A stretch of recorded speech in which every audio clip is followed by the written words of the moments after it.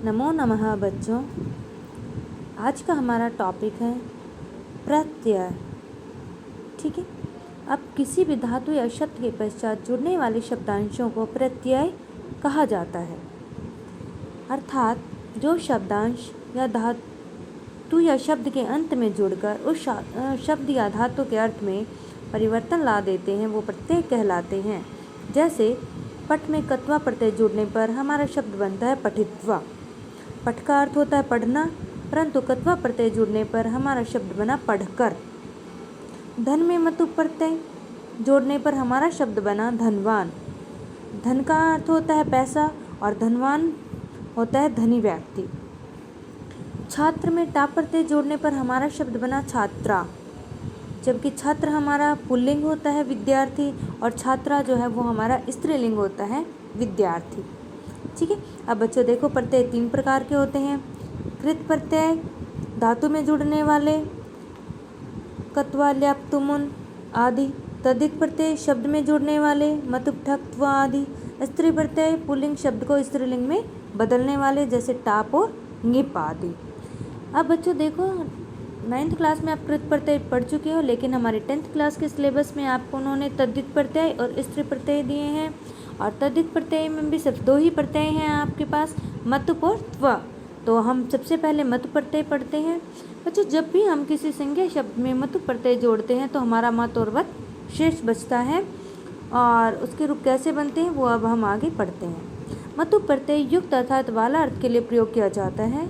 संज्ञा शब्दों में मतु प्रत्यय विशेषण पद बनाने के लिए प्रयोग किया जाता है, और विशेषण पद तीनों लिंगों में होते हैं, जैसे नपुंसक लिंग, पुल्लिंग और स्त्रीलिंग। ठीक है। अब देखो, शक्ति हमारा संज्ञा शब्द है, उसमें मतु प्रत्यय जोड़ने पर हमारा शब्द बनता है नपुंसक लिंग में शक्तिमत, पुल्लिंग में शक्तिमान और स्त्रीलिंग में शक्तिमती। फिर श्री में मतु प्रत्यय जोड़ने पर हमारा बनता है श्रीमत, श्रीमान और श्रीमती। बुद्धि में मतु प्रत्यय जोड़ने पर हमारा बनता है नपुंसक लिंग में बुद्धिमत, पुल्लिंग में बुद्धिमान और स्त्रीलिंग में बुद्धिमती। अब बच्चों मत के स्थान पर वत नियम। सबसे पहले बच्चों पदांत में जब हमारे शब्द के अंत में आ और स होते हैं या वर्ग का पहला, दूसरा, तीसरा, चौथा वर्ण होता है, और जब हम उसमें मतु प्रत्यय जोड़ते हैं तो बच्चों हमारा वत शेष रहता है। जैसे रूप, रूप शब्द का जो हमारा लास्ट वर्ण है बच्चों प, उसमें अस्वर है। ठीक है। तो हमारा मतु प्रत्यय जोड़ने पर हमारा बना पुल्लिंग नपुंसक लिंग में रूपवत, पुल्लिंग में रूपवान और स्त्रीलिंग में रूपवती। और अब बच्चों जैसे हमारा शब्द है श्रद्धा।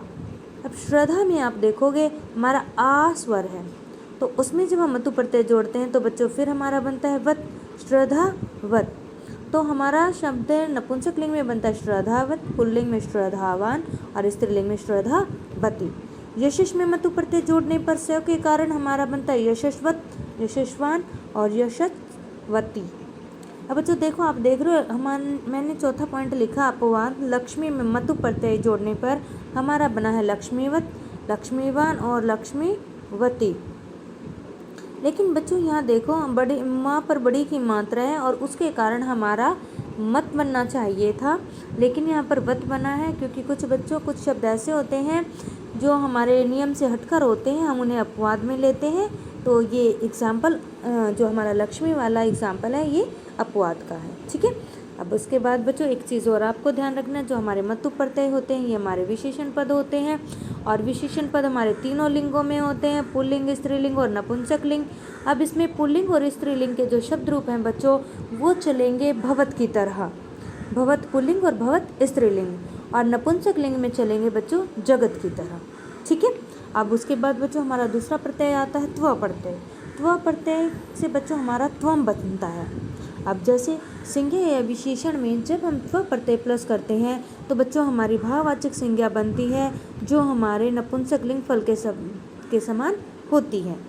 अब मनुष्य में त्व प्रत्यय मनुष्यत्वम, कवि में त्व प्रत्यय जोड़ा तो हमारा बना कवित्वम।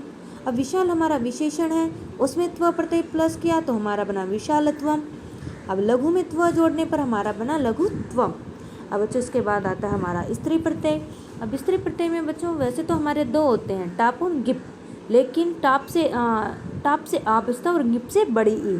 लेकिन बच्चों आपका जो सिलेबस है उसमें सिर्फ उन्होंने टाप प्रत्यय दिया है स्त्री प्रत्यय में, तो हम सिर्फ वही करेंगे। अब बच्चों आप देख रहे हो कि टाप प्रत्यय से हमारा आ शेष बचता है, इसलिए अब देखो अकारांत पुल्लिंग में जब हम टाप प्रत्यय जोड़ेंगे तो हमारा बनेगा बच्चों आकारांत स्त्रीलिंग, और इसके रूप बनेंगे बच्चों लता के समान।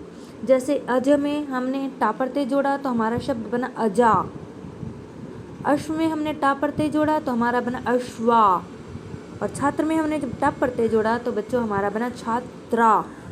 अब इसी तरह अक भागांत शब्दों में क वर्ण से पहले अकार के स्थान पर ई होता है। जैसे बालक में जब हम टाप प्रत्यय जोड़ेंगे तो हम देख रहे हैं कि यहाँ पर अक भागांत है, बालक में अंतिम वर्ण हमारा क है, तो यहाँ पर हम ल से पहले ई आ जाएगी और फिर क के बाद हमारा आ जाएगा, तो हमारा शब्द बना बालिका।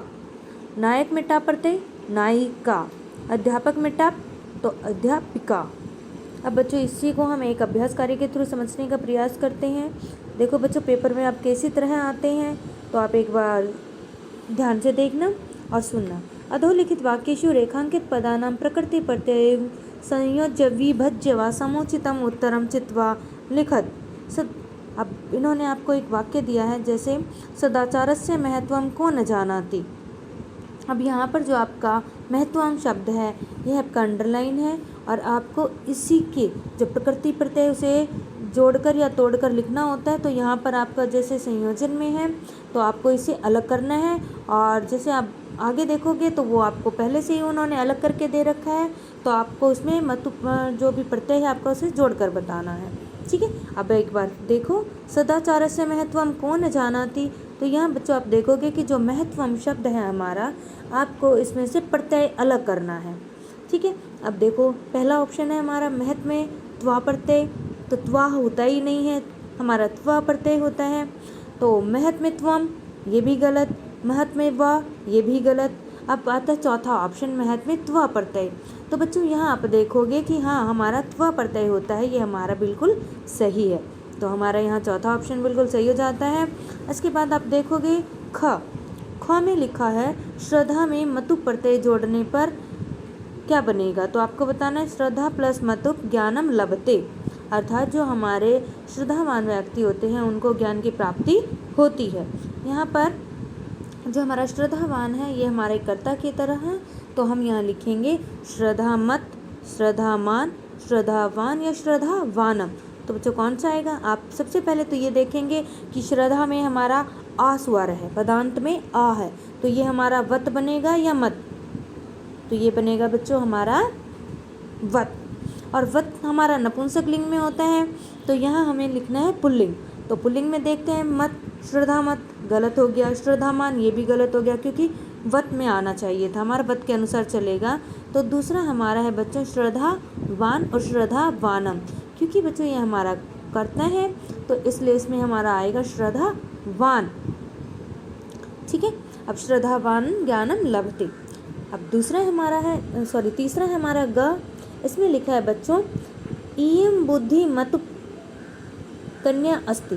यहाँ पर आपको मुद्धि और मतुप जो है इसको अंडरलाइन किया गया है, इसका मतलब आपको इसमें प्रत्यय जोड़कर शब्द लिखना है कि क्या बनेगा। यहाँ देखो बच्चों ये आपका एक विशेषण के तौर पर ही है, ठीक है, कि इसके लिए यहाँ क्या प्रयोग किया जाएगा। अब देखो जैसा कि आपको पता है ई से हमारा मत बनता है, तो हम देखेंगे बुद्धिमत। ठीक है, तो ये हमारा स्त्रीलिंग है तो मत हमारा कट हो गया, बुद्धिमान क्योंकि हमारा ये पुल्लिंग है तो ये भी कट हो गया। उसके बाद आता है हमारा बुद्धिमती और चौथा है हमारा बुद्धिवती। तो बुद्धि जो वती है वो भी हमारा कट हो गया क्योंकि हमारा म बनना चाहिए, मत से बनना चाहिए, और स्त्रीलिंग होने के कारण बच्चों ये हमारा बना मति, तो हमारा सही ऑप्शन रहेगा बुद्धिमती। अब चौथा है बच्चों घ, राधिका एका सुंदरा बालिका अस्ति। जहाँ पर आपको बालिका जो शब्द है उसको अंडरलाइन कर रखा है, तो यहाँ आपको बताना है इसमें प्रत्यय और प्रकृति को अलग करना है। ठीक है, शब्द और प्रत्यय को अलग करना है। तो आप बच्चों ऑप्शन में देखो लिखा है बालक में आ प्रत्यय, तो आ हमारा प्रत्यय नहीं है। बालक में गिप प्रत्यय, तो गिप प्रत्यय से आपको पता है बड़ी ई बचती है। उसके बाद है मतु प्रत्यय, तो बालक में मतु प्रत्यय लगने पर तो मत और वत बनता है, तो ये भी नहीं है। अगर हम इसमें टा प्रत्यय लगाएंगे तो बच्चों आप जानते हो कि टा प्रत्यय से हमारा आशेष बनता है, आशेष बचता है, हमारा इकारांत बनता है, ठीक है। और क से पहले हमारा जब अंत में का होता है तो ल से पहले ई का आगम हो जाएगा, तो इससे हमारा शब्द बनेगा बालिका, ठीक है। उम्मीद करती हूँ बच्चों आपको यह टॉपिक समझ आया होगा। धन्यवाद।